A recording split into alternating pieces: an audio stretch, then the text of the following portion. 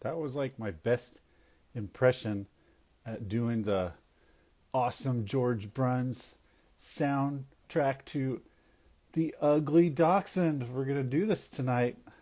1966 film classic. And I'm going to invite Jared into this and now. I think this might be our second because we did Blackbeard's Ghost about a year ago, and we just can't get enough of Dean Jones and Suzanne Pleshette. So how you doing, Jared? Has it already been a year? Guy, I don't know. Yeah, I That's mean crazy. we've done. I think this is like episode 17 or 18. I But need to, yeah, I need to look it up. That's crazy. I'm doing yeah. well. How are you? Well, I'm doing good. Everything's going great. I don't know how That's great it's going for my students because we took our first exam. They took their first exam last week or oh last yeah, night, and I got done grading them just a little while ago. yeah. Uh-oh. So it might not be pretty Monday. Well, that's for another day. That's for another day. So welcome everybody that's joining in. I see Elmer's joining. Lots of folks, some regulars, some new folks. Hope you're going to enjoy this show. I mean, you can't go wrong, talking about Disney and dogs. Absolutely not. So how was Disneyland yesterday? It was good. It was really good. We were there a long time. So I went with, Jim, Celebration Disney, Celebration and Disney. Hopefully he'll join in later. yeah, and I already told him like it was a long day, but we were there from open to close. Oh my gosh, open to Yeah, close. yeah. That's a long day. I've done that many times. So yeah, But you're still alive what today. we I am. There were a couple things that I wanted to make sure that we do. I wanted to make sure that we rode Mickey and Minnie's Runaway Railroad, and then Uh-huh. I wanted to ride Star Wars again, and then I wanted to eat my new favorite food. I wanted to eat my new favorite food, or at least that I had discovered the wonton nachos Oh, over in oh California yeah. Adventure. You were telling me about those. They're the bomb, So, huh? oh, they're so good. So we did all of that. And you stayed Um, longer. we, yes. So Jim's like, a long time. They were only open till 10. Well, Yeah, that's well, we about got time. there What time you went live last night, and I joined you and Jim for the fireworks. That was cool. Or yeah. projection show. Yeah, it was a projection show. I think normally they do fireworks, but for some reason they didn't do it last night. But the projection show was pretty awesome. Cool. Well, I like that little Disneyland update. That's fun. So we have a little announcement, Jared and I, before we get into talking about how wonderful Suzanne Pleshette is in this movie. Just Okay. America's sweetheart. Move over, Annette. Here comes Suzanne Pleshette. Hey, you know what? You're a poet and you don't know it. Oh wow. Didn't even, that's awesome. Oh boy. All right. So next month, Jared and I are going to do like a Tron double feature for our show. We'll do the 1982 release of Tron, and then we'll get into the sequel, Tron Legacy, which I haven't Which is my seen in a long time, but it's my favorite overall favorite. It doesn't necessarily mean it's the best movie, mhm. but it's my overall favorite Disney film to watch. So, Oh, cool. So uh, we're gonna do Tron because we're gonna go to Disney World together. We woohoo! booked everything already, and Yes. we are gonna go uh, sometime in May, like the third week in May, somewhere around there. Mm-hmm. And because they have just opened the Tron coaster. What is it called? The official title, Tron. Tron. Light You know Cycle what? I don't know. Run or something Light like cycle that? run. Yeah. Yeah, okay. Yeah, and we're gonna And stay at, oh, go ahead. Yep. when I was at Disneyland yesterday, I met a couple that works at Disney World, and they said they've ridden it, and they said it was just absolutely amazing. So it just got me Yeah. that much more excited. So they're still doing cast previews, and I think now they're doing like DVC preview, and then now the general public preview opens April 4th. And, we'll be there for about a week. We're going to stay at the Coronado Springs Resort, and uh, we got a 5-day ticket with Hopper privileges and the option, because Jared and I are pretty crazy, insane miniature golf fans. Like, I mean, I'm looking forward to playing with you, because when it's golf time, it's golf time, and I don't mess around. I no, I don't either. I don't like it when people don't take miniature golf seriously. They're like, "Oh, we're just gonna have fun." Yeah, you can still have fun and try to win. Oh yeah, it's game on, dude. From from the first hole, like maybe even before. Like, I like to get to the putting green and practice a little bit. Just kind of get a feel for the greens, my putter, maybe the weather conditions. You know, so I'm so excited. I have not been. I've only been to Disney World one time. That was in 1991, and I barely remember it at all. changed a little bit, I They think. were um, they were An building extra Splash park. Mountain. Yeah, they were building Splash Mountain when I went, Oh, okay. and now they don't even have it. So Wow. I and Yeah. I only went to Magic Kingdom. Oh, so you've never been to Epcot or Hollywood Studios, and of Nope, course, Animal Kingdom was Animal probably Kingdom under wasn't there. construction when you were there. Yeah. Yeah, Wow. Okay. Well, so we're gonna have a good time, and we will probably go live at some point during our trip, and we may. One of the things I'd like to do is just kind of go around the resort, when we have time, and just kind of like film cool live action film references that are at the resort. So hmm each time we come across one, we may just do a quick little video, you know, and, and I'm game. yeah, I know a few. We'll probably discover some and be surprised, and we'll probably, I don't know what we'll do. We're gonna wing it.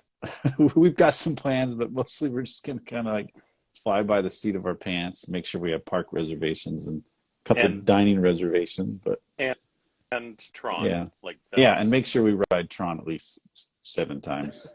That might not be might not be enough, but so that's next month. We'll talk about Tron and Tron Legacy, and then share a little bit more about our trip. But this month, it's all about Dean Jones and Suzanne Plachette, and this is a good movie. I enjoy it.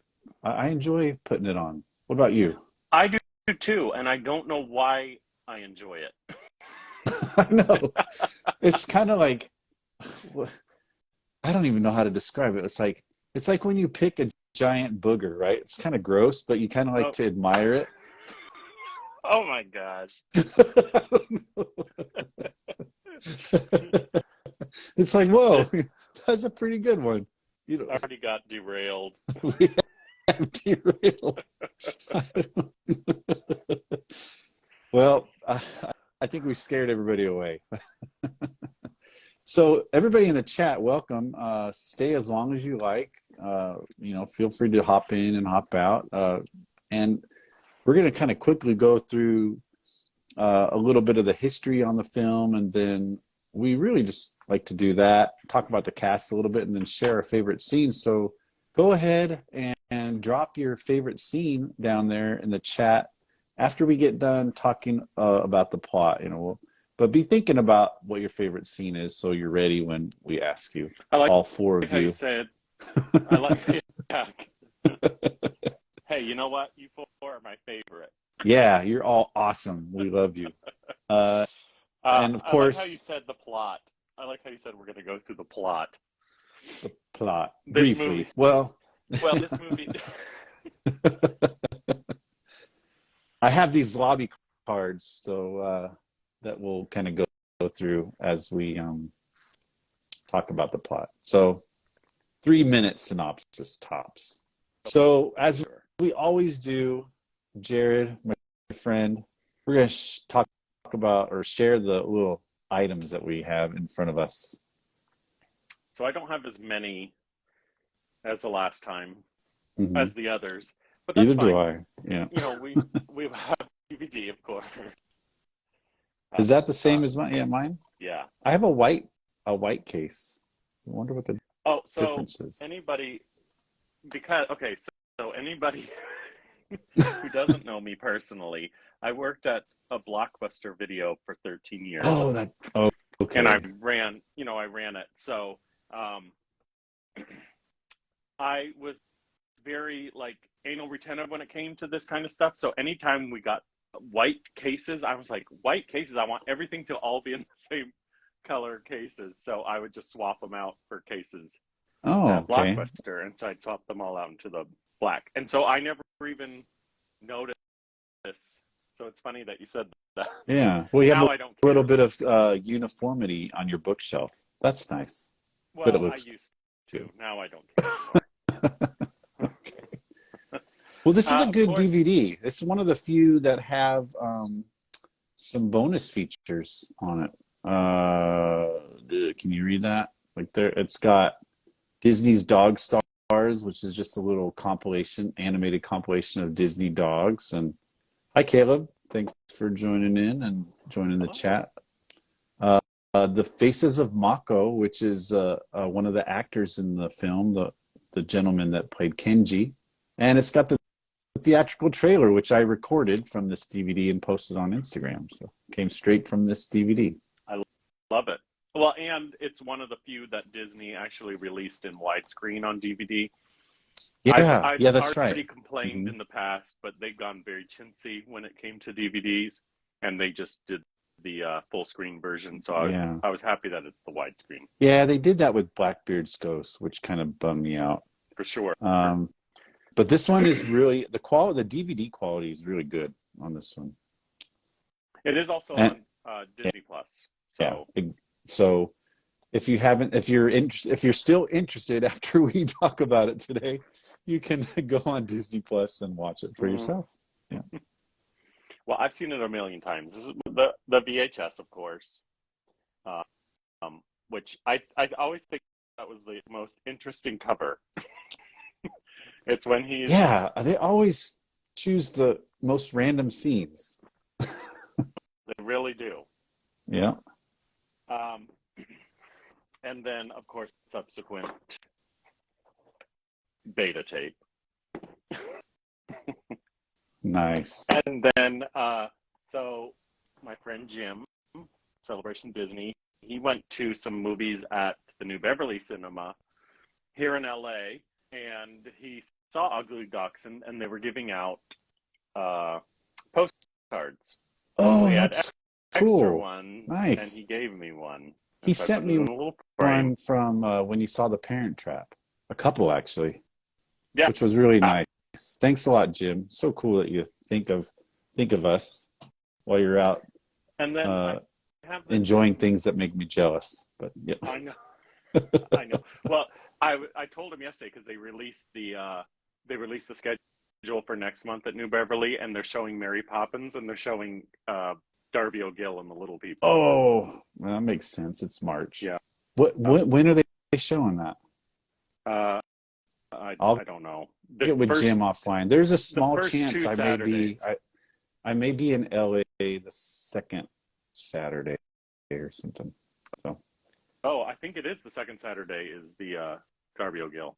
yeah, there's a small chance. I'm looking at my calendar. I've got some things I'd like to do. So All I'll right. let you know. Yeah. Sounds good. And then I have this. It's a big golden book Uh-huh.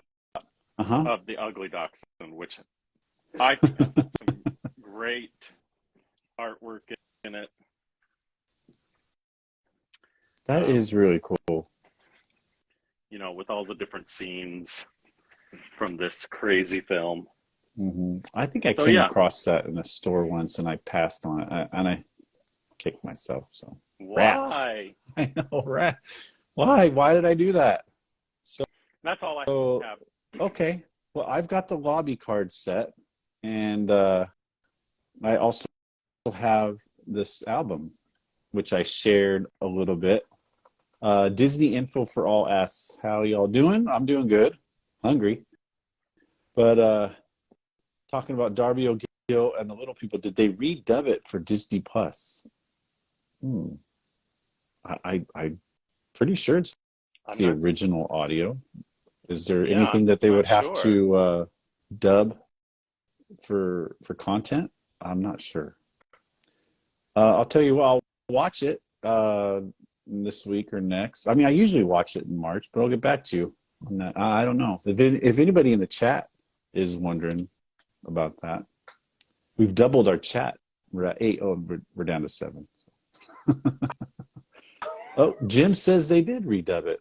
Well, I'm curious Wow. because if I own the film, I usually just watch the DVD. But I think I will go back to Disney Plus and check that out. Caleb says he watched this film for the first time in 2020 and loved it. Awesome. Well, I'm glad you enjoyed it. Jim has great comments here. They dubbed Darby back in the day. The accents were too strong. Yeah, I will. I think when I watch the DVD, I usually turn the subtitles on so I can understand Because what's yeah, going on. Yeah. So Disney Plus just used the old redubbed version. I wonder, is that the same version that's on the DVD, or maybe on the Blu-ray? I know there's a Blu-ray release. I actually Interesting. have. Maybe sometime we should do a Darby O'Gill episode, and we can do all that research. That's right. We should probably do that soon. I was thinking next month, but I don't know. We can mix it up a little bit and do Tron in April, but I don't know. We don't really have a set schedule. But back to the ugly dachshund, since that's what we're talking about today. The album. This is a really fun album. I shared a clip of it on my Instagram couple today, actually, Mm-hmm. and it is a storyteller narrated by none other than Thurl Ravenscroft, and he sings this really cool song that you won't hear in the movie. So take a listen to that clip, and like I do for everybody, I have a Dropbox where several folks have joined, and I will drop the audio from this album into that Dropbox. So if you're not in my Dropbox and you're listening in, send me your email address to just DM me your email address at some point, and I will add you to that and give you this album. And it has a few photos of some scenes from the film there. Sorry, I had to put my glasses Very on. nice. Oh, so you can see.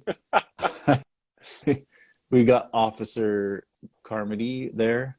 Um, Carmudgeon is what he yeah, is. But anyway, go on. he is. Then you've got Fran and her babies.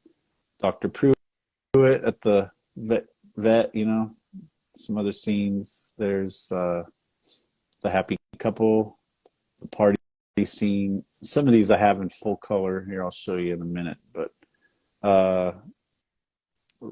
there's the DVD cover right there. Without Suzanne Plessette. Was she airbrushed into the DVD cover? I guess so. Or photoshopped. Oh, I think so. Yes. Yeah, totally were. Oh, and then on this album, side 2 is a collection of Shaggy Dog numbers. So you've got Shaggy Dog, Doggone It, It's a Dog, You're My Friend, Sweet Adeline, the Shaggy Dog Cha Cha Cha, which Disney, almost every dog album they've ever released has like Shaggy Dog songs on it. Well, because Shaggy Dog was so stinking It popular, was.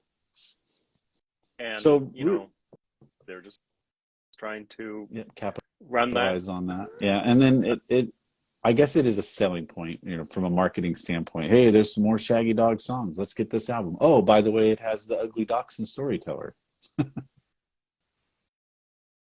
So a little, just briefly before we talk about the history, just the film. It comes in at what, about 93 minutes. It's short Mm-hmm. compared to some of the other movies that we've been talking about, but basically you've got the couple, Suzanne Pleshette, Dean Jones. They are dog lovers, and they have Donka, the mom, has these three puppies, and then there's Brutus, the Great Dane, who, while at the vet, was born pretty close to the three puppies. But his mom kind of said, "Hey, I don't have enough milk for you." The vet says, "Hey, can you guys take care of Brutus? And Donka's milk will be good for him."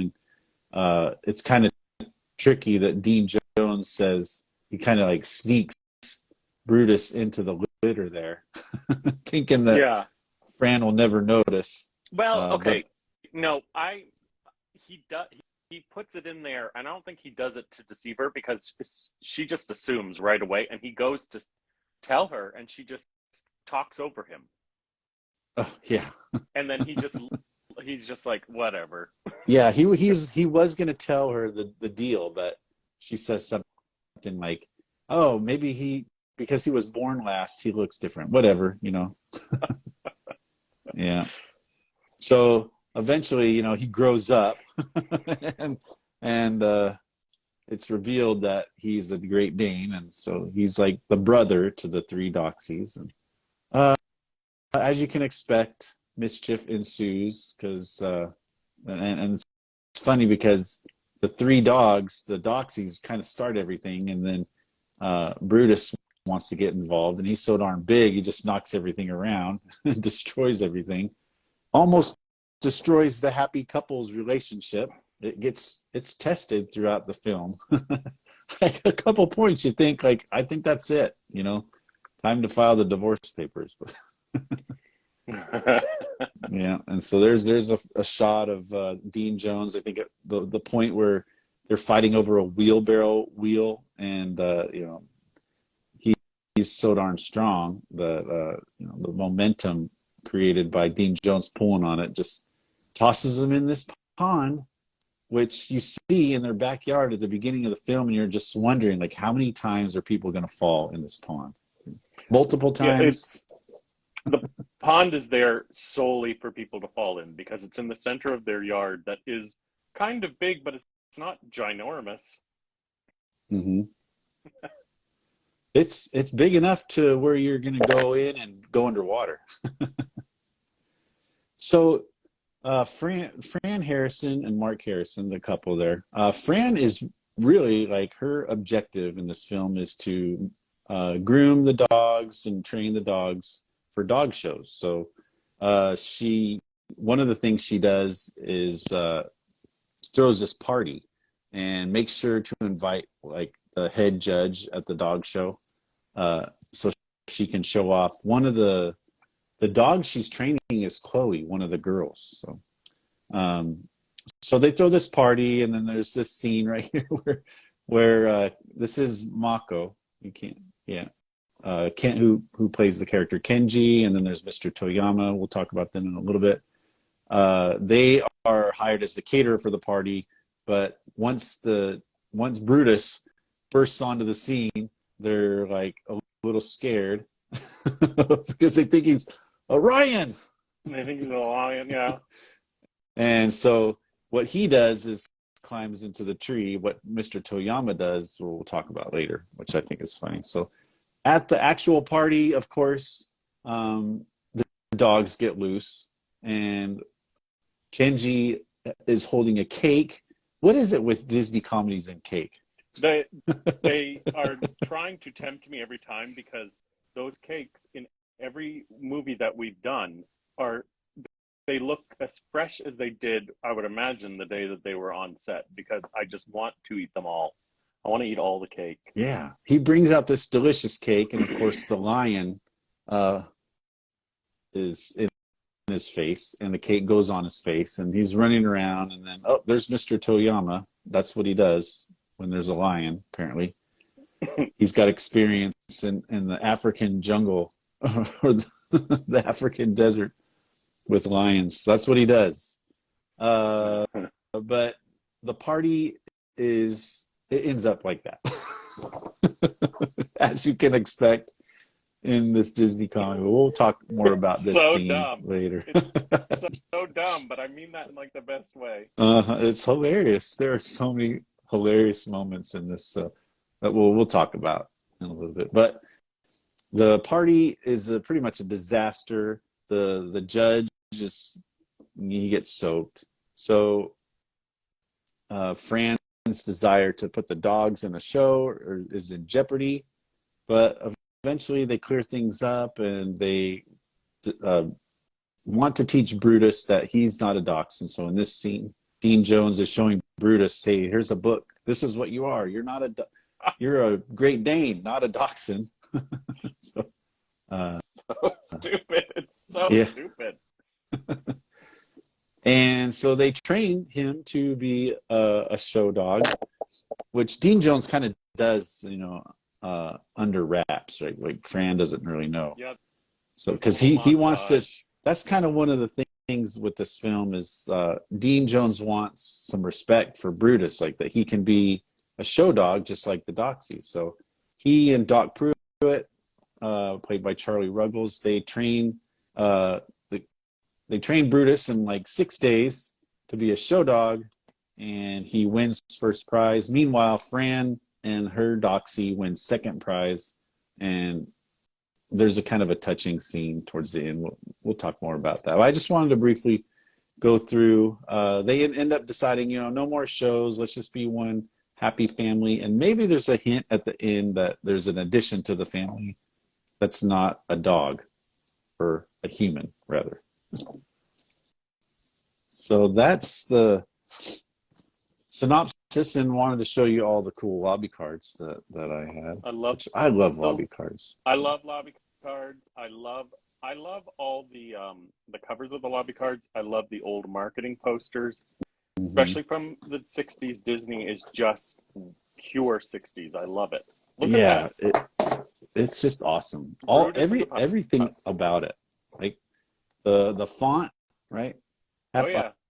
Happy Honeymoon goes to the dogs.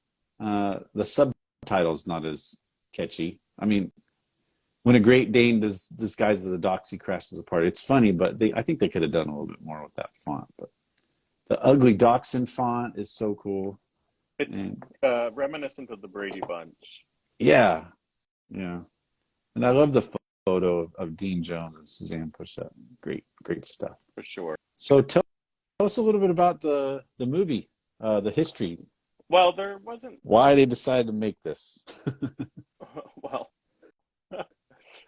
not exactly the reasons why, but it was a movie that was based on a novel of the same name from 1938 called The Ugly Dachshund, and it was a British novel by Gladys Browning Stern, or G.B. Stern. Which they like to do over there across the pond. Their authors always use their first and middle name as initials. Like P.L. Travers. E.B. White. E.B. White, yep. J.R. Tolkien, J.K. Rowling. J.K. That's a thing. It's a literary thing. It's cool. I mean, I didn't even notice that. Once you can do that, it's like you have arrived as an author. Well, when it was released in theaters, it was also released along with the short Winnie the Pooh and the Honey Tree.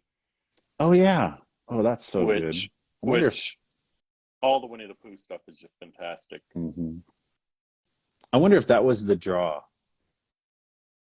Most people are like, oh, let's go see this, because that's like a good 30-minute short, right?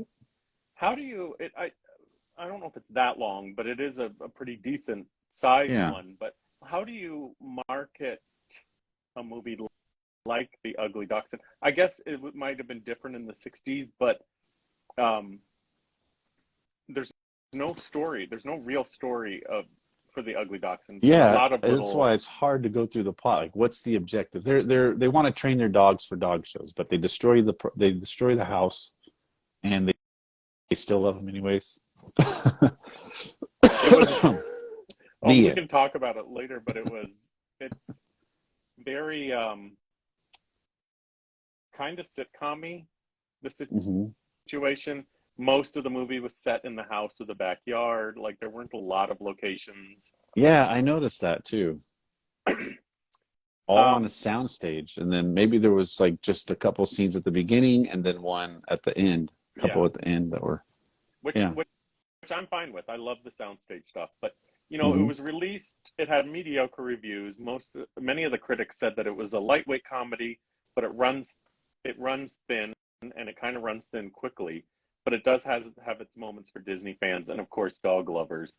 It made $6 million, which was considered a hit, Hmm. and it received the Box Office Magazine Blue Ribbon Award for the month of Oh, nice. March that year. It was released. This is interesting. The premiere was February 4th, 1966, but it released wide on The, February 16th. oh, oh, today. Let- Today, Let's do the math real quick. 57 years ago. that's insane. Wow. So the general release was 57 years ago today. Cool. Yeah, Uh, look at that. Did We couldn't have. I did not even plan that. I didn't either. How fortuitous for Yeah, us. such Fortuosity. fortuosity. So yeah, I just wanted to say that this movie did really, really well because that was kind of the name of the game for Disney films in the mid to late 60s were just their lighthearted comedies. People Hmm. loved them. So if it said Disney comedy, they're like, let's do it. We had what, the Monkey's Uncle, Merlin Jones, um, In, I'm in in that darn 65, Monkey's cat. Uncle, 64, yeah, That Darn Cat. Plus, it had Dean Jones in it, who everybody loved, and That Darn Cat. Yeah. Hmm. Yes, Elmer, serendipitous. That's usually how I The roll. Millmobile. I I don't ever really plan to celebrate a film around its anniversary because that's too predictable for me. I just like to pick one I like and let's do it. Sure. Yeah, because if you're doing a film that's an anniversary year, then that means a lot of other folks are doing it, and so I just like to be different. And different you are. I mean, Yeah. I am a United States Air Force officer, a major, 19 years. Who would think that an Air Force officer, would be doing a live stream on the Ugly Dachshund on a Thursday night? I don't know how many there are. too funny. Yeah. So I thank myself for my service. Well, I thank you for your service too. I do enjoy when folks come up and say that to me, and I always tell them that I appreciate their support because that means a lot to us, that we have the support of the communities where we work. So, Hmm. yeah. But just last thing I want to say, these did well compared to dramas around that time. Like I'm thinking of a couple examples, like Those Callaways or A Tiger Walks. Hmm. The Disney dramas Hmm. of the late 60s did not do well at all compared to the comedies, which is unfortunate because there are quite a few good dramas in that time. It's just they were overshadowed by the ones that make you laugh.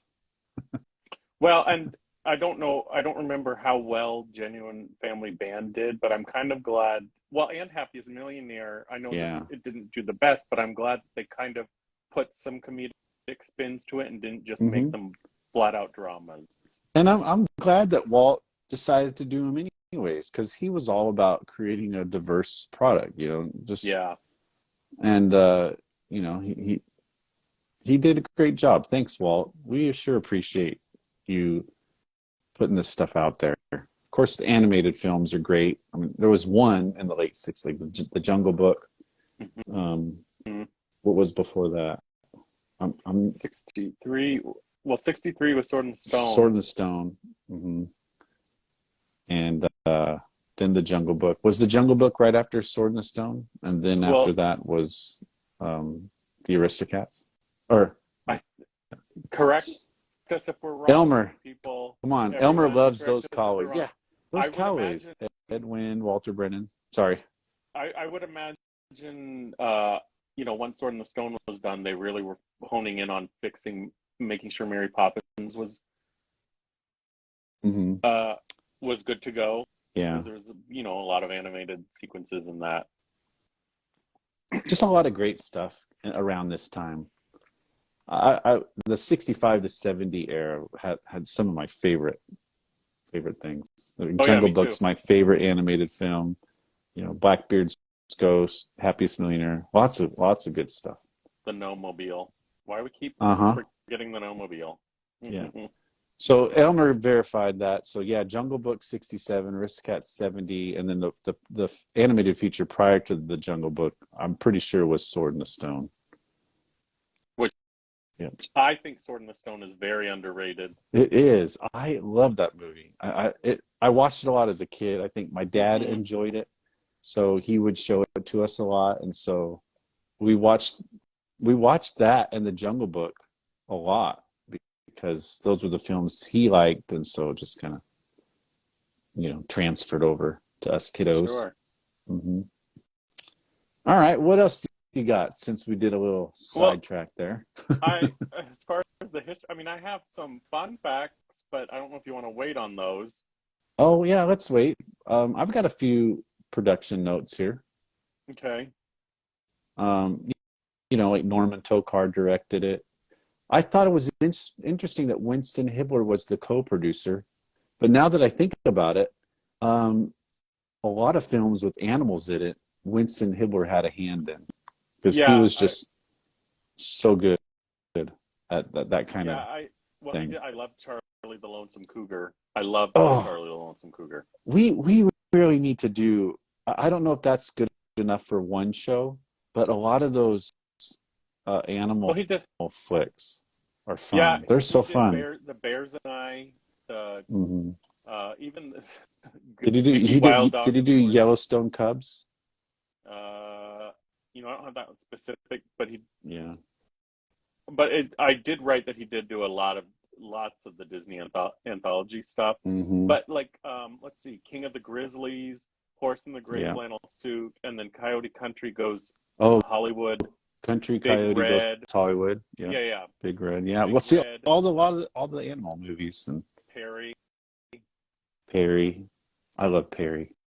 Perry, and then Perry, bright-eyed and merry. Perry, the little girl squirrel. Diddly-dee. Air Force officer, 19 years. there you go, proud, proud. uh, It was uh, written by Albert Ailey, Albert um, who Ailey. also Uh-huh. who also did. I mean, he did only 5 things that I could find for Disney, but it seemed like most of them were uh, animal stuff as well. So the Hound That Thought He Was a Raccoon, Joker, the Amiable Okay. Ocelot, Ugly Both Dachshund, both of those are anthology shows. Yep. yep, Hmm. Flash the Teenage Otter, Oh, I just uploaded that one, Flash the Teenage Otter, to my yeah. YouTube channel. Hmm. So, and then of course, Walt Disney, who produced everything. But okay, so one of my favorite, I love the score of this film, and I it's very memorable for me. Like a lot of people, when they hear Ugly Dachshund, can't just whistle the score. So I was really pleased when I logged on tonight and you were whistling the score. It's so catchy. The song is so fun. Yeah, I love it. And George Bruns, composed it, which Yeah.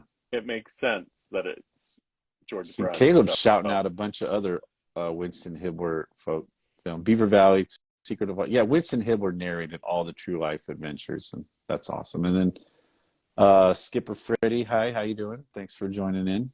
And thanks, Elmer, for plugging my YouTube channel, by the way. You Keeping Walt in Disney. Same as my Instagram. Go check it out. Yeah. Yeah, it's a great channel. And then the other one I have is the special effects. There weren't a ton of special effects in this one, but Eustace Lycett Mhm. did the Yeah, I wrote special his effects name for down. this as Yeah, well. because So, and there is some. Oh, go ahead. well, no, I mean we've done a show on Babes in Toyland, we've done a show on Summer Magic, we've done a show on No Mhm. Mobile, we've done a show on Happy's Millionaires, and North Avenue Irregulars, and Eustace has done all of those. Yeah, So yeah. it, One show we really talked about him quite a bit. I don't remember which one that was, but we gave him his due. There is some slow down and speed up effects, and then the one that stands out is the one where Brutus gets his head stuck in the tube that oh held all the yeah, yarn. yes, That's definitely a Eustace Lycett product. Yeah. oh Brutus. Brutus, boy. Ah, poor guy. It's like I feel as it's like Brutus and Dean Jones get all of our sympathy. For sure. In this film. We're going to get into that. I wanted to mention the set decorator because Emil Curie worked on this, Hmm. who is just a stalwart in Disney set design. And one person we haven't talked about was Frank R. McKelvey, who assisted him. And I love this movie for the sets. Like you mentioned, the house and the yard, obviously all on a sound stage. And Frank McKelvey that was his thing. 1950s, 60s um, uh, set design. And a lot of the films that he worked on, he did Merlin Jones, um, Happiest Millionaire, Horse in the Gray Flannel Suit, Rascal. He's got a whole bunch. I didn't realize how many films he worked on. So I Wow. wanted to mention him. It's like Summer Magic, Tiger Walks, Monkeys Go Home, Never a Dull Moment, The Boatniks, The Barefoot Executive, Scandalous John, Now You See Him, Now You Don't, Snowball Express, Charlie and the Angel, Super Dad, Black Hole, Hot Leg, Cold Feet, Return from Witch Mountain, Pete's Dragon, Herbie Goes to Monte Carlo, Gus, Treasure of Matacumbe, No Deposit, No Return. He was Wow.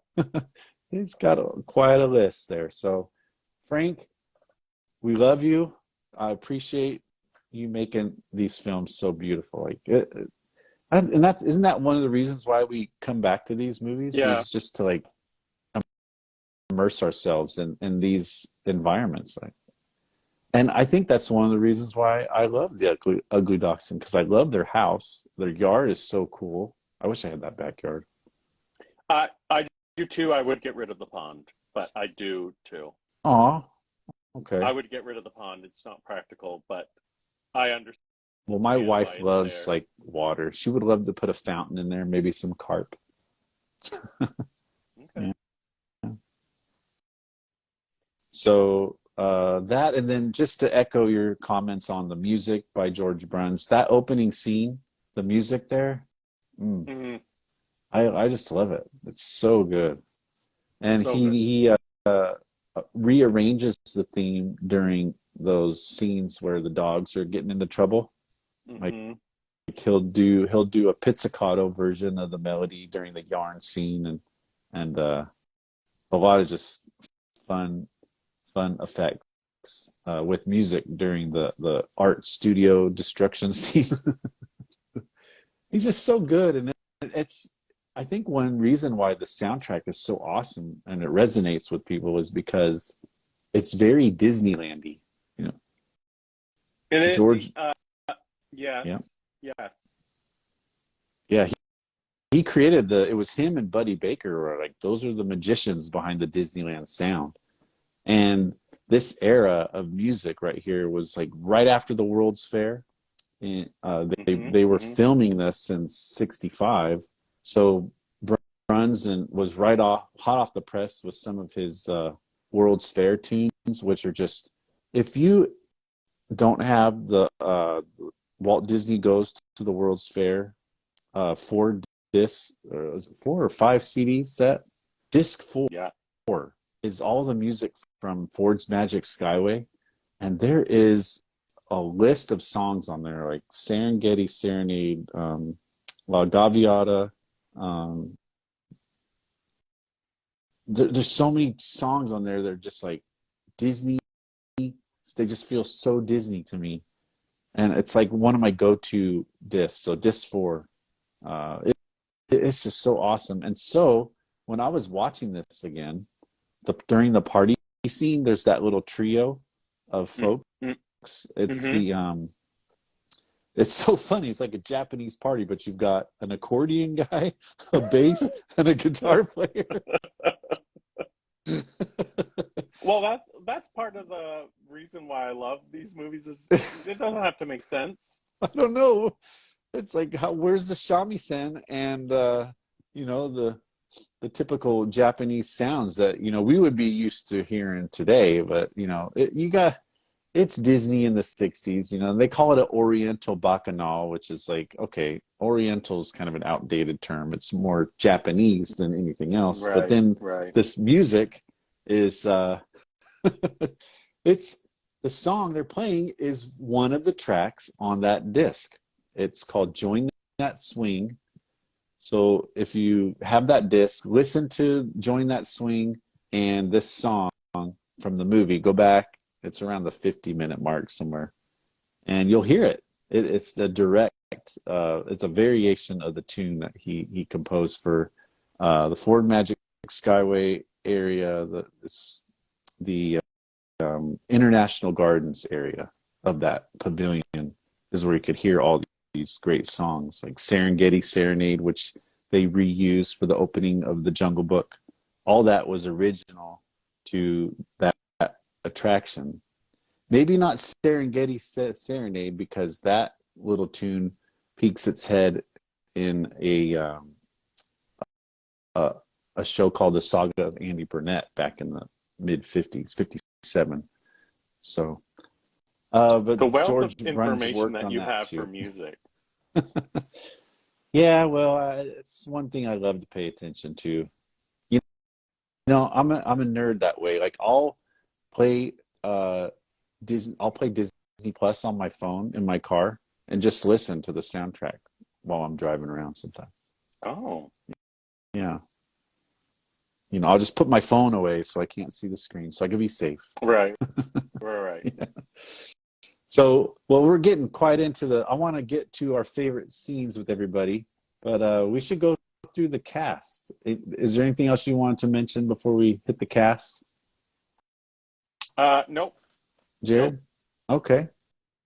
So when we do the cast, I like to involve the audience a little bit. So, of course, our Caleb's listening to the score now on YouTube. It's awesome. Which one are you listening to, Caleb?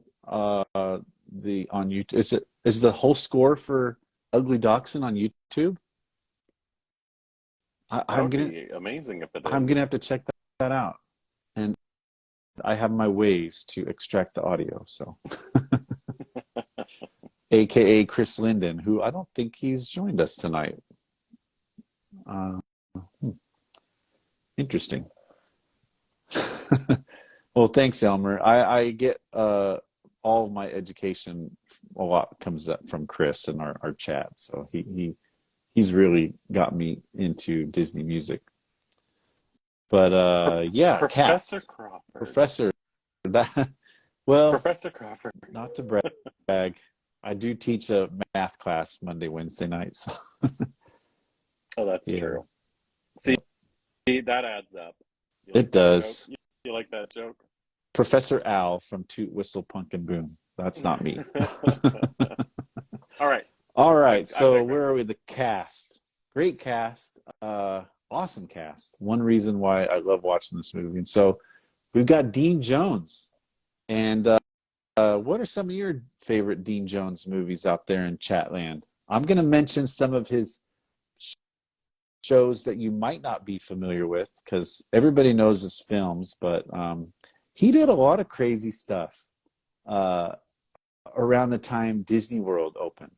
So a little bit before that, he was on some Wonderful World of Color episodes, like for Mickey Mouse Anniversary Show, 1968, so the 40th birthday of Mickey Mouse. He was on one of the let's see, the Golden Anniversary Salute 1973, which probably celebrated the 50th anniversary of the company. Mickey's 50th in 1978, and then the best, probably his best performance, if you look at his entire Disney uh, involvement, is from 1982, The Kraft salutes Walt Disney World's 10th anniversary show. That you have to see that. What? It's like it's so crazy. Is it on YouTube? It is on YouTube. His wife in the show, oh, I can't remember. I'm sure Elmer knows, but one of his daughter is Dana Plato from Different Strokes. From Different Yeah. Strokes? His wife, is it Suzanne Plachette playing his wife in that? I can't I don't remember. know. No, I But don't it's know. on YouTube. It's so bad, it's hilarious. It's one of those.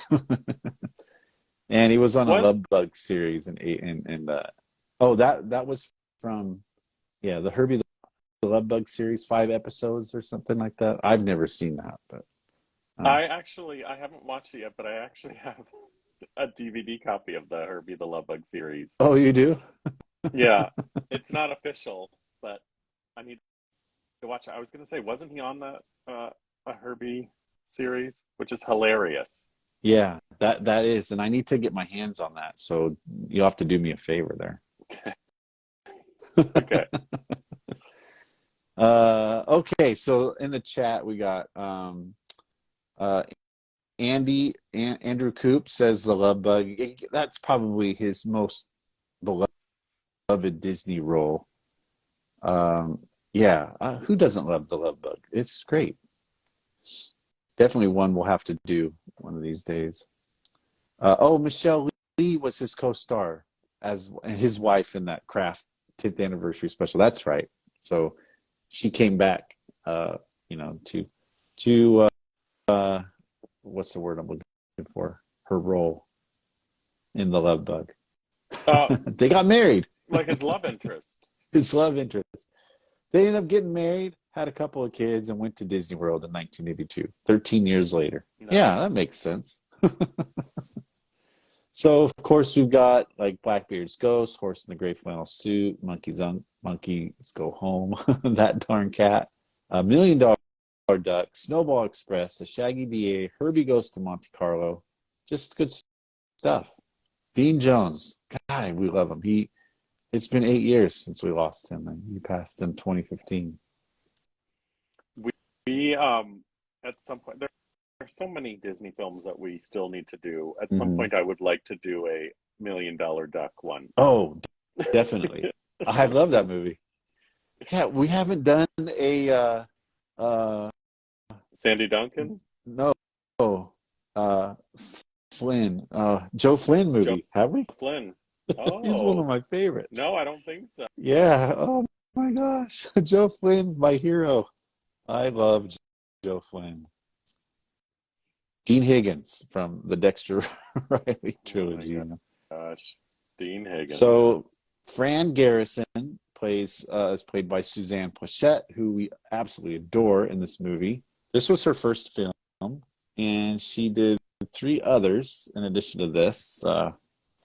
Bullwhip Griffin, The Adventures of Bullwhip Griffin, Blackbeard's Ghost, and The Shaggy DA. And 3 of the 4 films she did were with Dean Jones. Hmm. Doc Pruitt. Wait, Oh, she also was in. It wasn't a Disney movie, but it was. yeah. They filmed it in Disneyland, right? The 40 Pounds of Trouble. Oh, right. Yep. With I can never remember the Oh my star gosh, of that. Curtis. Curtis. Yeah. Oh, oh my gosh! If you haven't seen 40 Pounds of Trouble, It's good. check it out. Yeah.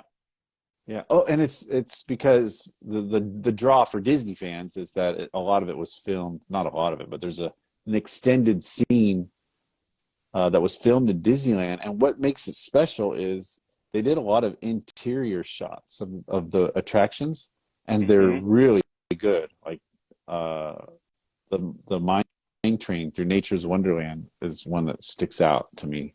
Like the Thank you, interior. Elmer. Tony Curtis. Yeah. Yes, for Tony sure. Curtis, yeah. And don't Joe Flynn is the bomb, Elmer. And I'm sorry to hear that you were in high school when Dean Jones passed away, Caleb. I I wasn't in know, high me too. school. I was 41. I think. I wish I was in high school. You know what, Caleb? Bless your heart, man, for carrying on the torch of these live action films as a young person. You know, I I salute all of our young fans that love these movies because you are the ones that are going to keep these films alive. We're So, counting on yep. you. No And pressure. yeah, Caleb, you're the bomb. Mm.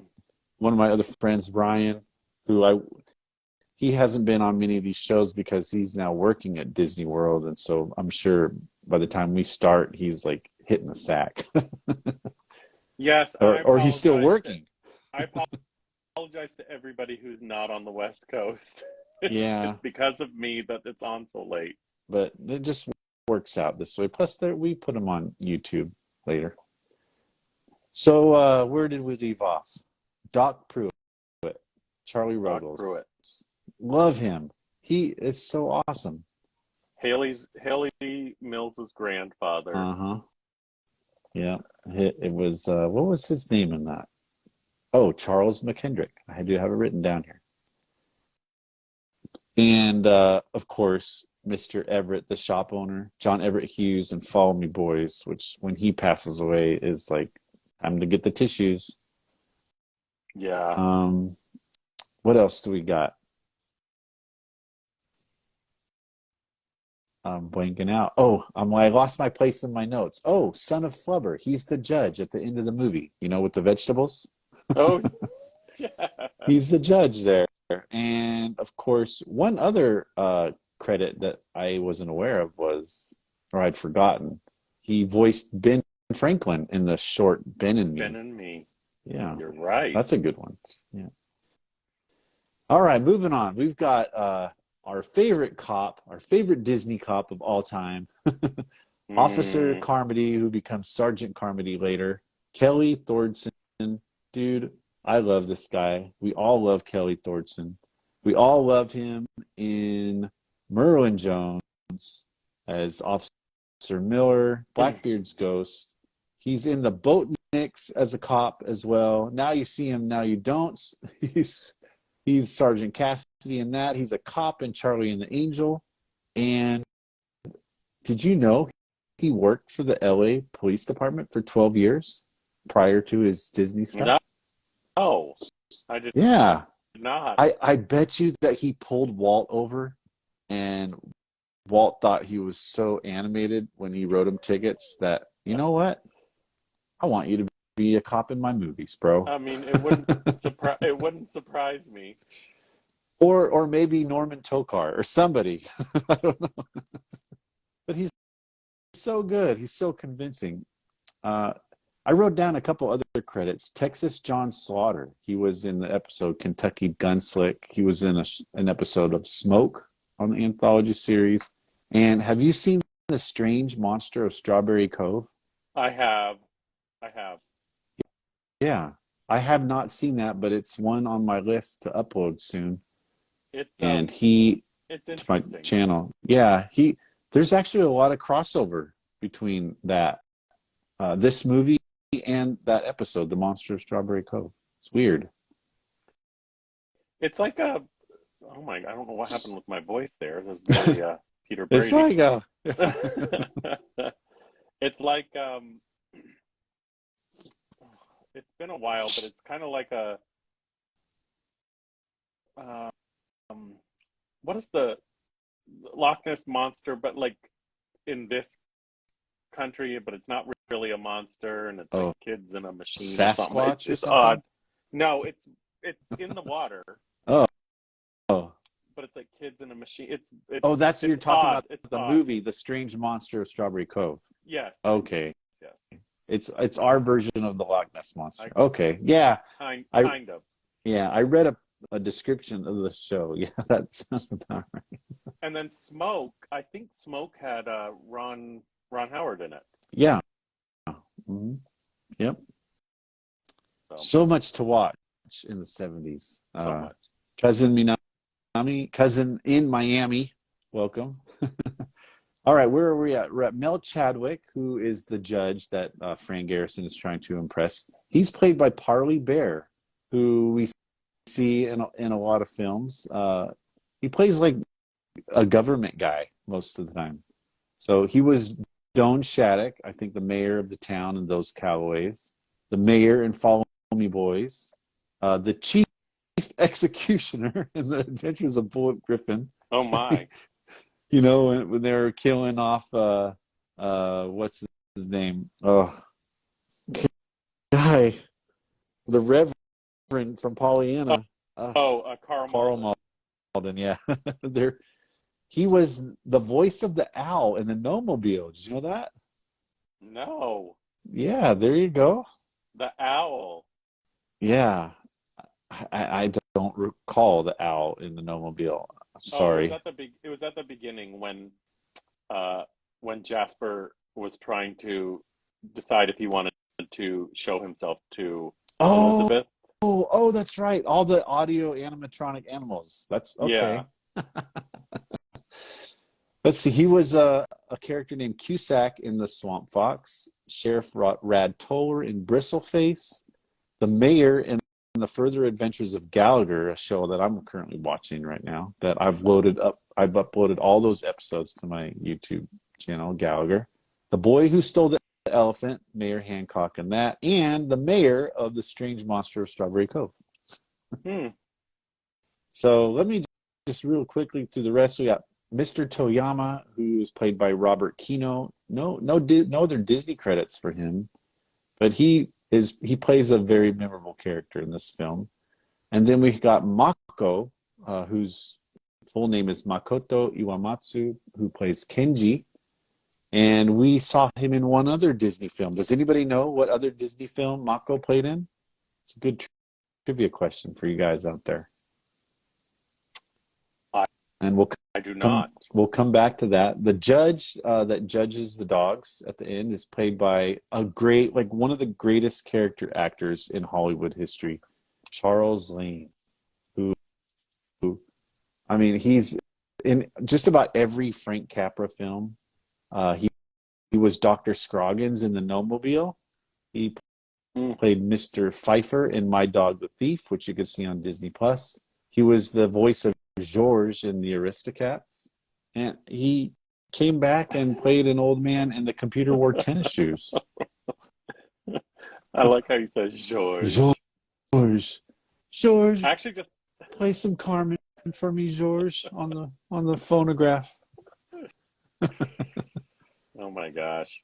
But you forgot one other actor who was in another Disney film. The dog who played Brutus. Oh yeah, I have that down. Yeah, tell us about that. He was in another Disney film. Does anybody know on the chat? It was a Disney film that was made 6 years earlier.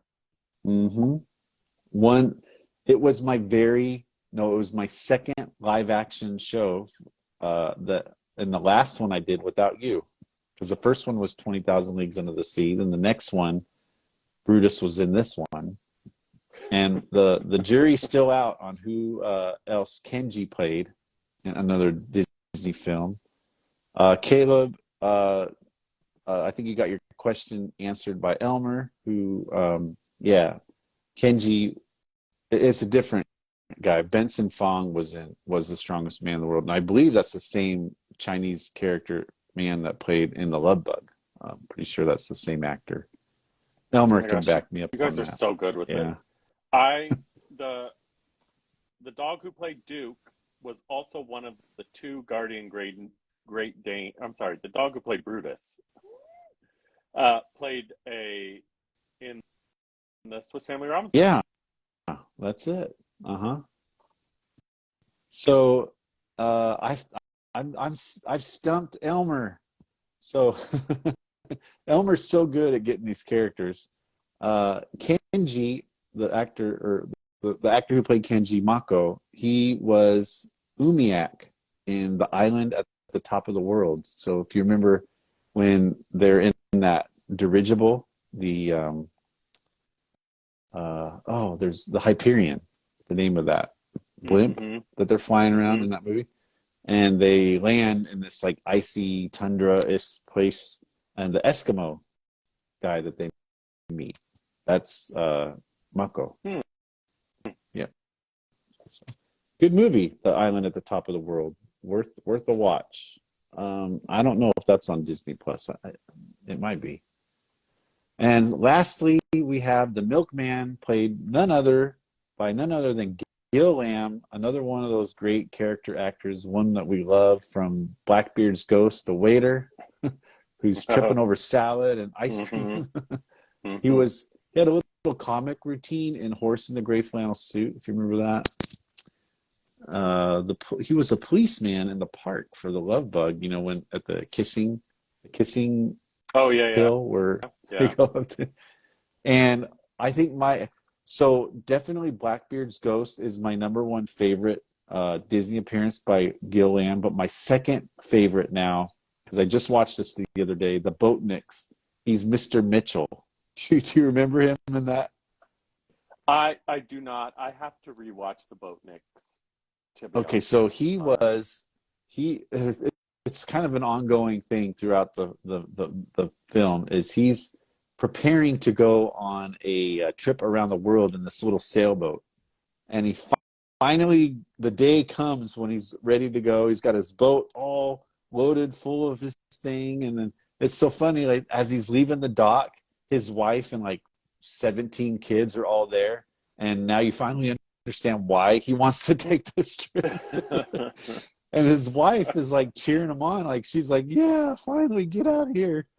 And so he's trying to get out of the harbor there, and there's this other character that you see throughout the film who can't drive a boat, and he's always like, oh, oh, oh, oh, he like runs into the dock. He's like, oh, I'm so sorry. And he runs into Gil Ham's boat, destroys it.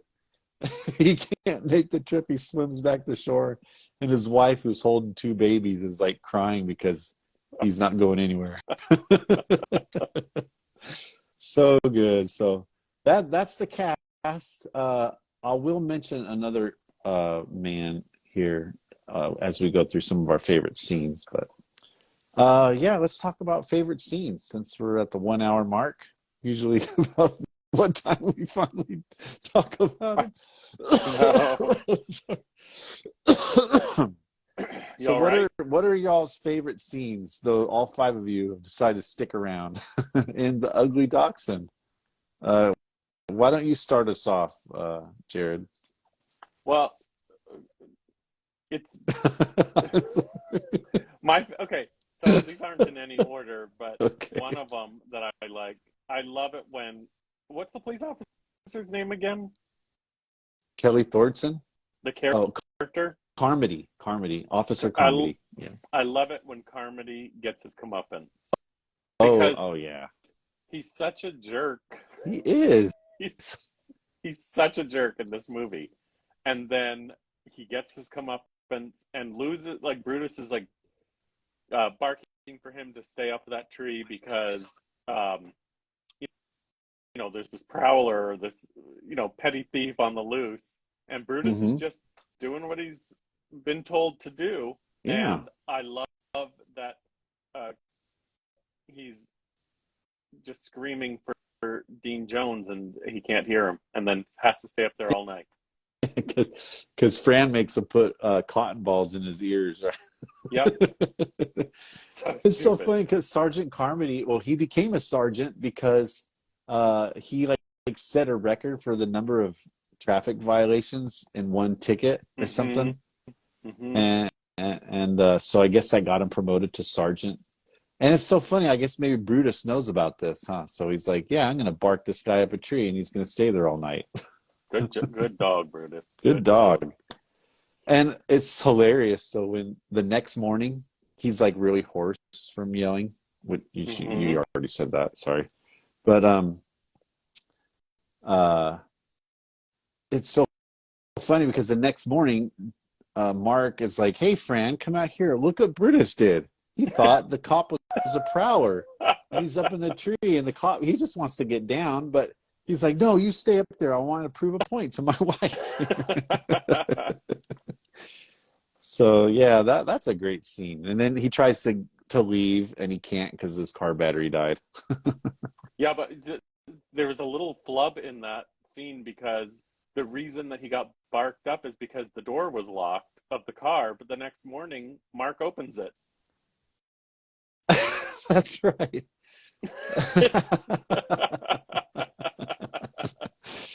Oh, that's right. Yep. All right. Anybody So, got a favorite scene they want to share? I don't recall seeing anybody list one out there. So I will like we already talked about the opening scene, how I absolutely love that. And there's some weird little scenes. There's just so many little moments in this movie that I don't understand. Like when at the very beginning, they're have you don't know you think that that Suzanne's having a baby, right? right, A baby, not a right. puppy baby. And Mark is looking up the doctor's number in the phone book. It's like, wouldn't you have that number already like by your phone? I just thought, I think it's so weird. And so like, they drive off, and I love all of those as they're driving the roadways. Probably like Oh yeah. in your neighborhood, I'm pretty sure, I mean, it looks very familiar compared to other Disney films, that those are all the roadways near Griffith Park. I so I was actually thinking about that about like I was watching and I'm like because I live near there, I was like Hmm. there's it doesn't make sense the direction that he's going because Yeah. then at one point he like drives onto the he drives onto the Disney lot and Yep. Because then yep, the hospital is actually the one of the animation building. Yeah. yes, and then then the next shot is them on the back lot pulling up to the house. It's hilarious, but Yeah. you know, It's it's so funny when you see so many of these films, the places that they're filmed are like instantly recognizable to people who are really familiar with live action films. oh for sure. Like today I went through a an intersection and I'm like, "Oh, this was on Million Dollar Duck." You know what I mean? So like, Yeah. That's awesome. I have a good friend who his Instagram is called Robbie C on the scene. oh, that's a Yeah, good he Instagram he account. he he always goes. He'll research sites and Disney films, and then go and show like what it looked like at the filming time and what it looks like now. Mhm. Just awesome. He gets into so many cool places to take those pictures. So Robbie C on the scene, a shout out. I don't think he's in the chat tonight, but he has joined us before. All right. So who do we got? Elmer loves when the dogs destroy Mark Garrison's art studio. Okay, let's talk about that one. That one is okay. This scene. The uh, yeah. Okay. So it's a great technically it's a great scene in the fact that they got the dogs to do all of this and yeah, it's how did they get that all pure done? Disney camp. Hmm. Totally. Just um there's just when you think that it's like destroyed, they destroy even more. yeah, because at Like that they point knock over they the bag of plaster of Paris, and then the fan turns on. hmm well, and at this point there was already the scene with the yarn earlier, Hmm. so Yeah, we know what these dogs are doing at this point. yeah. And I'm very impressed by the power of the Dachshund's bite to like shoot out the paint from those Yeah, tubes with great distance. So it was that beast. scene's kind of bugs me a little bit. It's hilarious, but okay, the doxies flip over the ad. It looked like one of obviously it's one of Mark's projects, right? Flip that over, and Hmm there there is no way Brutus could slide down that thing without breaking the canvas. that's exactly what I was thinking. The only the doxies could have done that, and you see the little doxy trails going down. And how does Fran not realize that that's no way that Brutus did that? Well, we haven't. We've kind of skirted around the issue, but Yeah. um, I don't know how everyone else feels about it. But Suzanne Pleshette's character, Fran, is kind of maddening in this film for me. Hmm. Uh, she's probably the not the actress. The character is probably the weakest Yeah. Hmm. link for me when it comes to this movie because she's she's very. It's not like she's not paying attention. She just doesn't care about anybody but herself and those dogs. She Yeah, doesn't care I about know. It's anyone else. annoying. And you know, the scene that really gets to me is the birthday party. Well, I just let's talk about it yeah, because yeah, the birth. yeah. What you mean where they're opening the Yeah, presents yeah, this or is one in of the my favorite backyard? scenes that I love to hate, you know. Hmm. Not hate's too strong a word. It just it irritates me. So, you know, it's Mark's birthday and he it isn't it right after the yarn scene? Pretty sure it's right I after think that. so. Yeah, I think so. And they are you know, it's oh, I'm losing my train of thought here. Mark's like, yeah, let's celebrate. You know, all I think they're like embracing each other. You know, it might be this at this point right here where it's like, hey, my birthday's coming up. Let's go out to dinner, just us two. And then he bought some tickets to the Philharmonic and the day comes and he's like, yeah, let's do it. You know, and she's like, oh. We let's just have a nice little. She comes off as very romantic, right? And this is Hmm. it's just like, oh, what is wrong with this lady? Like, let's just have a nice little cozy romantic time, and you're like, wow, she's turning over a new leaf. Plus, we can't leave the doxies out of it. It's she doesn't read rooms very well at all. No, yeah, that's right. Good point. How do you? It's like his birthday, but then okay, like you said, you want to talk about the presents. What is going on? Did I And then lose she you? just no. Oh, I okay. just I forgot that I forgot that we're kind of doing a conversation, and I was just thinking like I was getting frustrated with her in my mind. Oh, okay. But yeah, I mean, the it just presents sucks start out because innocent enough, right? yeah, It's like she makes Mark think like that the dogs bought the presents when you know she bought them. hmm So the first hmm present is what, a tie? yeah, and he was That fine with the tie. that's legit, you know. Goes with anything. Mark's like, yeah, okay. And then the next two presents are where just Fran is like completely she's just all about her dogs and not about her husband, which is kind of like isn't it usually the other way around? It's maybe this film is why it's like finally, you know, it's not always the guy that's screwing things up. I don't know how to explain it, but it's just I guess I love my wife to death and she would never do things like this to me, even though maybe I've done them to her, but it's just not in her nature, which is probably Yeah, why I I love her I so much. But I just don't understand the character. This character, I just don't.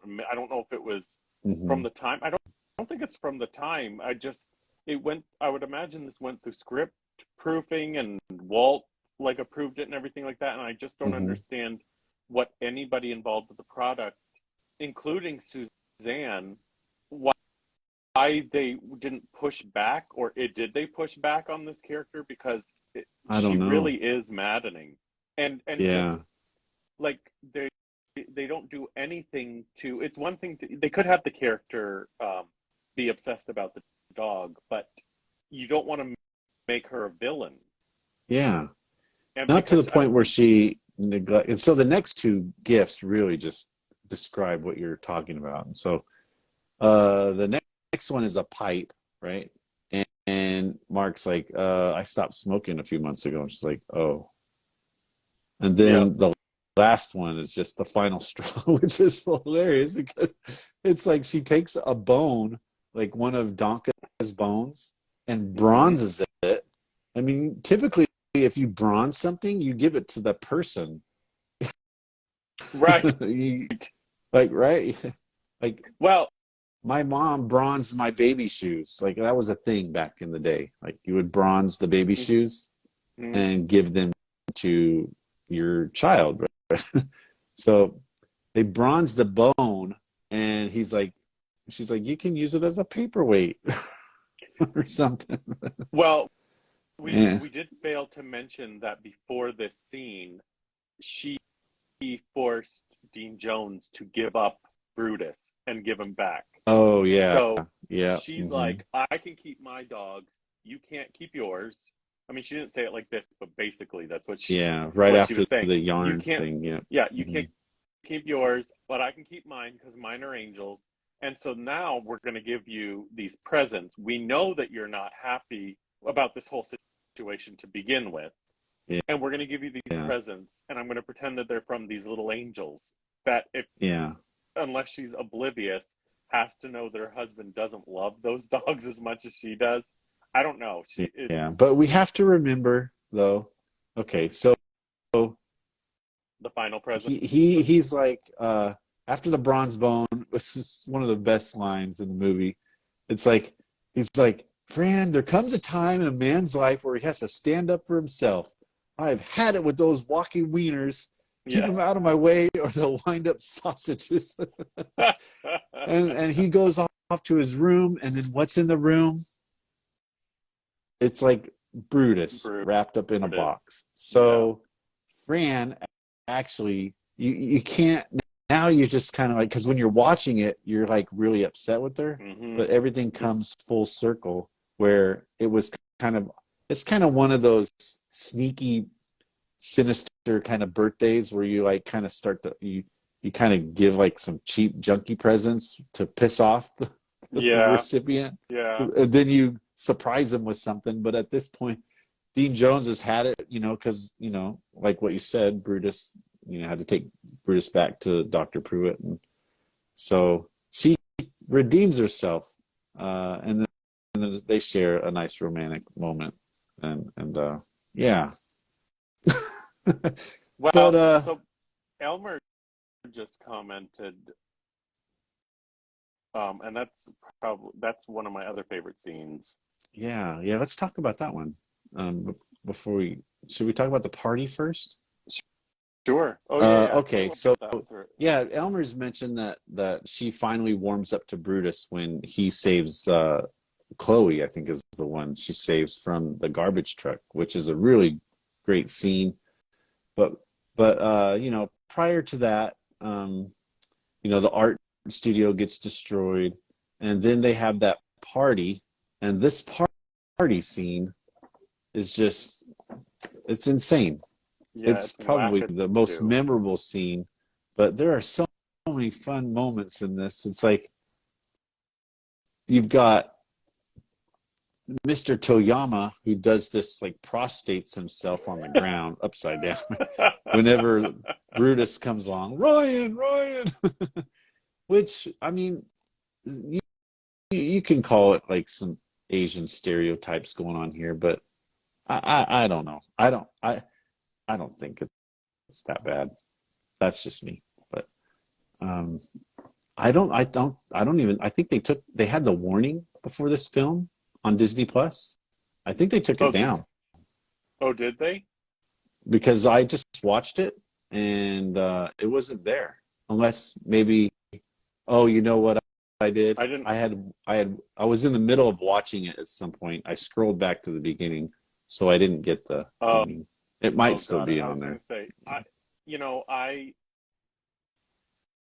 I did cringe a little bit when I heard, watching. I do cringe a little bit when I watched that because it is quite a stereotype. I feel. Yeah. Um, Okay.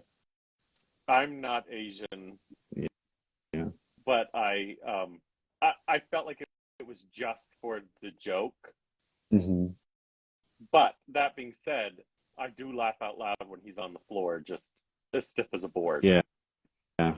I see, I kind of compare it to where you get non-Asian people playing Asians. Like the best example is Breakfast at Tiffany's when you have Yeah, that's Mickey just Rooney was it Mickey? Mickey Yeah, Rooney. But here they actually have Asian Asians. actors. Yeah, And but I think about the actors back in the day. Did they want to do that?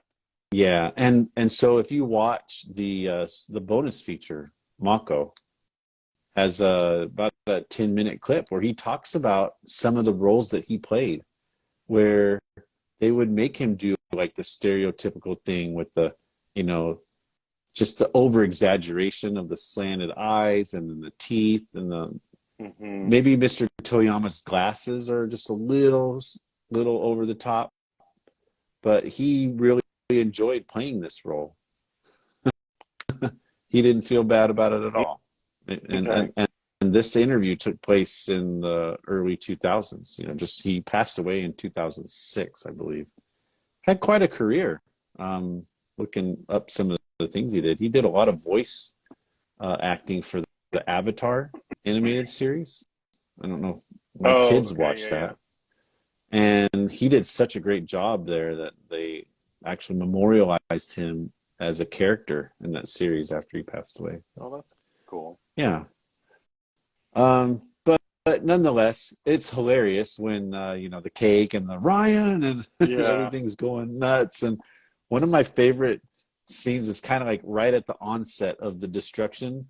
There's this guy, right, that Mark runs into. I can't remember his name, but he's like, "Hey, why don't you have a seat? You know, don't drink too much. We remember what happened at New Year's." It's like, he's like, "Why did everybody bring up New Year's?" So he's sitting there eating, and he like sees Chloe or I think it's Donka, who is inside this little pagoda gnawing on the bone, which is the Yeah. whole reason why this thing got started, is because Donka tricked Brutus into like giving up his bone, and you know Brutus not gonna have any of that. So of course Mark picks the strongest piece of metal on his property to tie Brutus to, a little clothesline that goes around and around. Like, A are spinning one of you those spinning serious? clotheslines. A spinning clothesline that is like probably the least structurally sound thing on his property that you're going to tie up like a 120-pound Great Dane to. Yep. Yeah, well, Smart choice there. but in his defense, Suzanne Plachette saw Brutus tied to it and didn't say anything, so she Yep. gave her approval. She thought it was all good, which, you know, they probably thought, yeah, we need a time up here so he can get loose and destroy the party because that's in the script. But Hmm. so, anyways, Chloe gets the bone. She's like gnawing on it in this pagoda, and he's like, "Oh, that's cute." And so he calls his wife over. He's like, "Chick, this is the cutest thing ever. You know, there's this little dog gnawing on a bone." And like and then when he goes to get her, Chloe leaves, and it's Brutus in there. So when she opens it up, it's just like that's when the screaming starts, right? Ah! Ryan, Ryan, Mark, Mark. It's mayhem after that, and then everybody converges onto that little bridge where the Yes. the the Japanese trio is playing, and of course the inevitable happens. Right, everybody falls in. So, great scene. Just, you know, it's kind of like at that point, Wasn't there? things have escalated.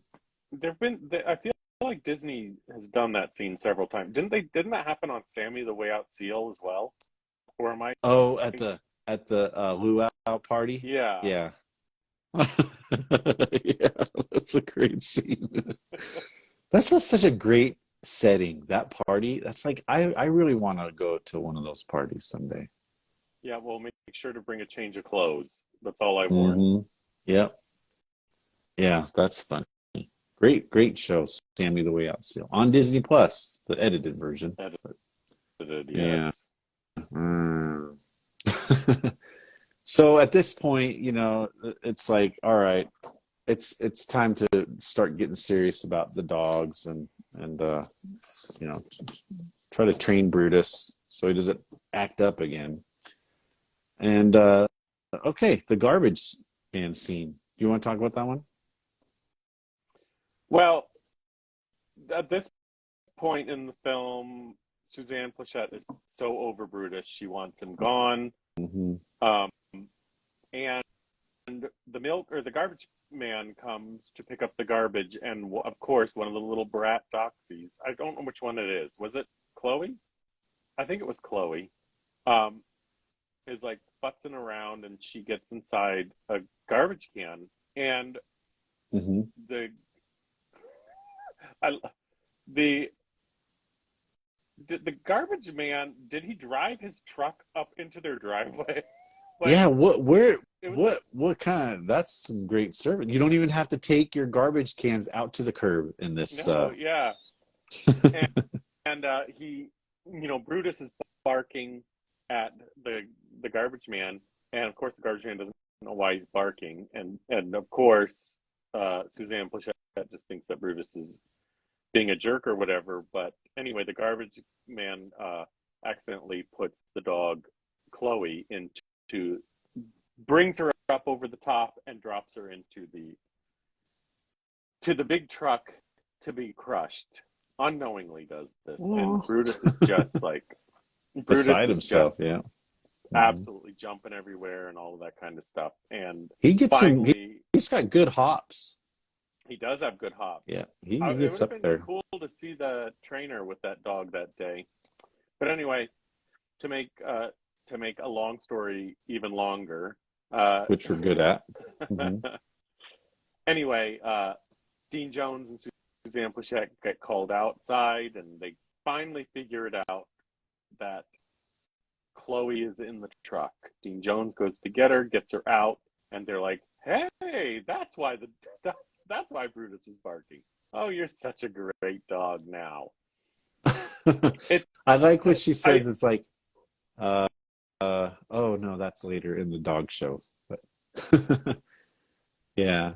She finally warms up to Brutus, and then even more so at the dog show when, like, I think one of the coolest things is like after Dean Jones wins first place, he tries to go and rub it in to Fran, but mm-hmm, before he can do that, she says like, oh, like, she's like, oh, you did come, so you saw Chloe finish in second, and then he's like, oh, and and he he's kind of realizes that that this whole dog show thing and us getting obsessed over a dog, it's not as important as us. So, oh, but mm-hmm, by the way, let's I did bring Brutus here, so he takes her over to see. um well, she's impressed that Brutus won the first prize, right? And now he's competing in like a best of breed or something. And at this point, Charlie Ruggles over here in the corner of is they go to watch Brutus compete in this, and Chloe starts acting up, and then really at the point where she really has officially made Brutus part of the family is when she says, "Oh, quiet now, watch your brother." Right? mm-hmm. It's like it's a passing comment, but to me, I kind of get a little. I get the chills at that point where she's like, yeah, Brutus is now officially part of the family because she called him brother dog. And I think it's just a sweet little ending. And the ending of the film is it's fine. You know, Yeah, they agree to not do dog shows anymore and just focus on them, raising the dogs to be good dogs. And I think there's a little hint at the end where they're thinking about having a baby. I think so too. That's what I got from it. Yeah. Okay. One other scene that we do have to mention, and that's the shout out to 101 Dalmatians in this film. Okay. So at the dog show, um, they're prepping Brutus, and he kind of looks around and he sees other owners with their dogs. So Oh yeah. there's like this Scottish man with whiskers, and he's got his little Scottish terrier next to him. It's funny.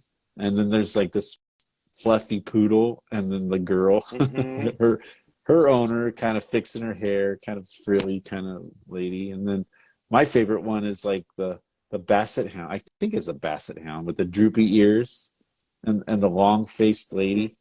Yeah, Hmm. yeah. It's not who I thought it was. Like, what is her name? Uh, Iris Adrian. I thought it was Iris Adrian when I first saw her. You know what I'm talking about?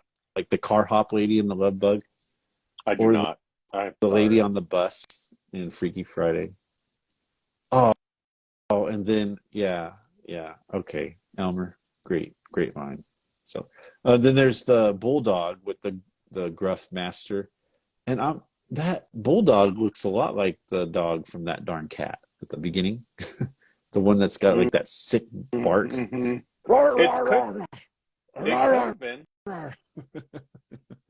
Oh yeah, the one that announces That Darn Cat. Yeah, yeah. But I do love how the film ends. And the reason why Brutus finally started, because he acts like a dachshund, right? He's crawling around on his belly because Hmm. he still thinks he's a dachshund.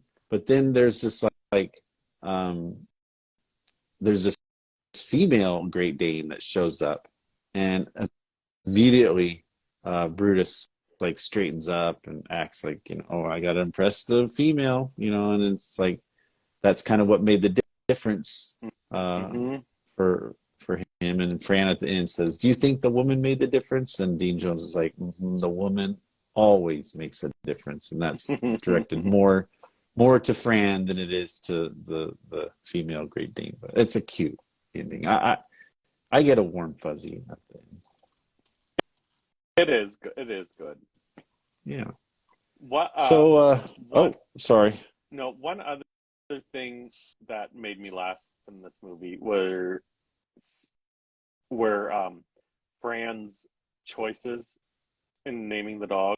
Oh yeah, those were Like that was funny. I literally wrote them down because they're so out there, and they're I wasn't alive in the '60s, so I Hmm. don't know if these were popular names back then. But Gertrude, Martha, Winifred, Irma, Matilda, Hildegard, Dagmar, Ermentrude, Frida, Esmeralda, Ludmila, Daphne, Dora, Diana, Isolde, Alberta, and Brunhilde.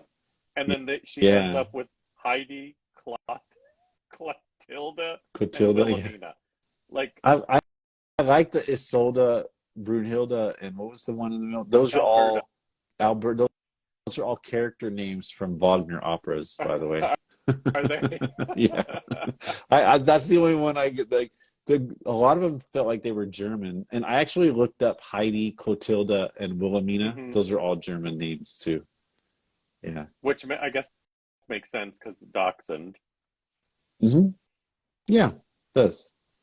But I was like, where's like Jennifer or Yeah. Susan? Even Susan, you know, Yeah. Lud, Ludmilla. And I apologize if any of the listeners are named any of these names. I'm not making fun of the names. They're not popular right now. So Yeah. They are definitely strange to hear, but they're fun. She had a lot of fun. And then when Mark wants to name Brutus, he's like, "How about Sport or Rover?" And then right, right when he's thinking about it, it's like Frank comes in, like, "Whoa, don't pick a name like Sport or Rover. How about right. Brutus? Brutus, Brutus." Yeah, that works. And then I do have one fun fact that we haven't talked about. Okay, yeah. Let's close it out with the fun facts. So, you know, in the movie, she's obsessed with dachshunds, but in real life, she actually had a Yorkshire Terrier named Missy. Did you know this? I Or did you? think so. Yeah, go ahead. Uh-huh. Yeah, and um, her Missy, her Yorkshire Terrier, could actually smell the dogs that she was working with through the day when she was filming Oh, like the on her clothes, on her yeah. clothes when she Okay, got home yeah. at night, Uh-huh. and her dog didn't like it, so she would shower and change her clothes before leaving the studio. Well, how considerate. That's funny. So I thought that was nice. I have another fun fact about Suzanne Pleshette. So, when she was cast as Mrs. Garrison, um, the media was kind of like, "Oh, for a Disney film," because she was kind of like at the time, she was really portraying what's like licentious characters. Like,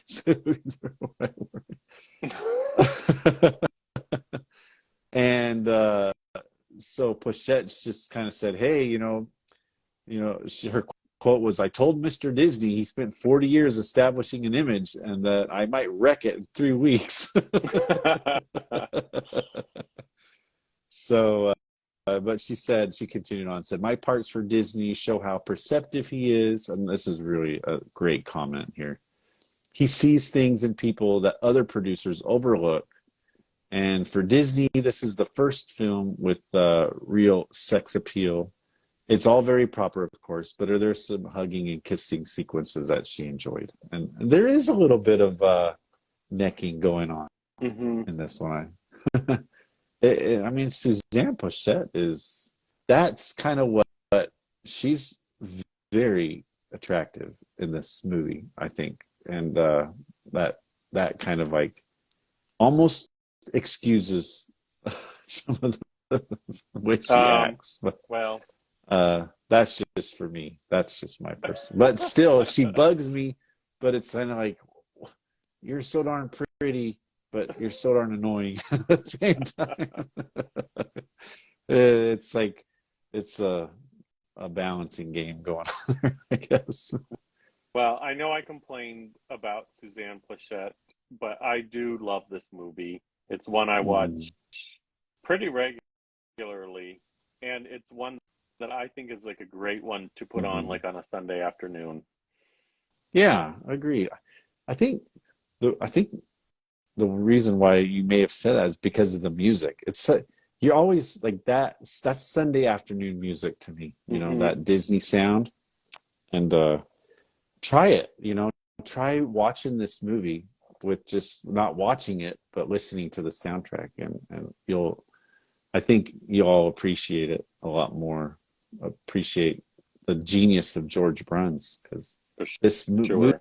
movie is full to the brim of that Disneyland sound, I think. So yeah, another great episode. I really enjoyed talking about this movie with you. I do enjoy it. It's up there. I always have a good time watching it. And then I think Disney comedies kind of do that for me. Whenever you're kind of feeling down and you need to pick me up, you got the music, you got great sets, the house is gorgeous, the Hmm. backyard, except for the pond, is awesome.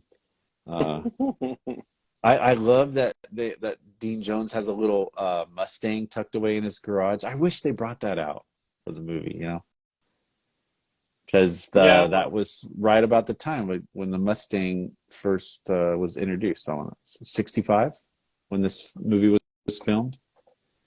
yeah. Oh, okay. I'm sorry. We do need to mention one other thing that is kind of cool: the garbage man scene. So the Okay. garbage man was played by uh, an actor by the name of Dick Wessel, and he has literally hundreds of uncredited character actor roles. Just he um, lived from April 20th, 1913, and died on his birthday in 1965, just after they filmed his scene. Oh, really? He never even got So to see it. if you read through the credits, you'll see that Dick Wessel was definitely the garbage man, but his voice is that of Paul Frees. So They dubbed him? what happens a lot is they'll film these scenes without audio, and then and then in the sound studio they'll record the voice track over again. Like I remember in Swiss Family Robinson, they tried to record the voices as they were speaking them within the scenes as they were filming them, Mm-hmm. but the microphones just couldn't they couldn't capture the audio as well as they wanted to. So they actually re-recorded everything back at the Pinewood Studios in England, the entire audio track, and then had to match it up. So they would show the clips and have the actors match, how they were speaking.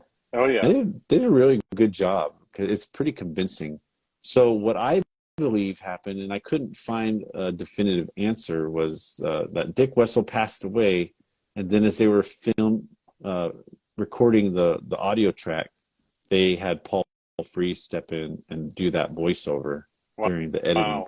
process. So that's my guess. It's probably correct. I don't know for sure, but that is, like, if you do hear the garbage man speaking and the voice is familiar to you as somebody, as a great Disney voice artist, Paul Frees voiced over so many great things for Disney, like the Haunted Mansion narration, several things in the Pirates of the Caribbean. I mean, he was in the Shaggy Dog. He appeared as himself, not as himself, Mm-hmm. but he was in that. But yeah, I had forgotten to mention that when we were talking about that scene. But in conclusion, thanks, Jared, for joining me on this one again. I always look forward to doing these with you and chatting. Yeah, these are always fun, and I just appreciate anybody who just joins us. So thanks for just Yeah, sticking around with us. yeah. I Thanks, Elmer. love talking about. I love that other people love these kind of movies as well. So Yeah, always a shout out to the audience and folks who enjoy this. And you probably know more about this than we do. We just try to for share what we sure, know and enjoy about these films. We're not the experts, but we try to do little bit of research and share some fun facts and just share our love. And we go long. I thought we'd only go like an hour and a half, but we went a little over. But appreciate everybody sticking around. Elmer, Ameen's loved it. I'm glad you did, and I'll post this up on YouTube. But we'll see you guys all in about a month with another great Disney live action film live chat. So for sure. yeah, All good night, right. everybody. Good night.